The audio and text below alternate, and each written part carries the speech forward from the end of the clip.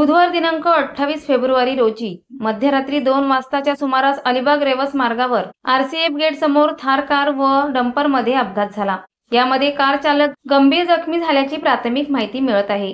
अलिबाग रेवस मार्गावर RCF gate समोर बुधवार दिनांक 28 फेब्रुवारी रोजी मध्यरात्री 2 वाजताच्या सुमारास अलिबाग कडून रेवस बाजूकडे जाणाऱ्या डंपरला पंकज दीपक घरत यांनी अलिबाग कडून रेवस बाजूकडे जात असताना आपल्या थार कार HH0749 ने डंपरला पाठीमागून जोरदार धडक दिल्यामुळे अपघात झाला। या अपघातामध्ये गाडीची जबरदस्त ठोकर लागून कारचे मोठ्या प्रमाणात नुकसान झाले आहे। सुदैवाने कार चालकाच्या जीवावर न बेतता तो गंभीर जखमी झाला आहे।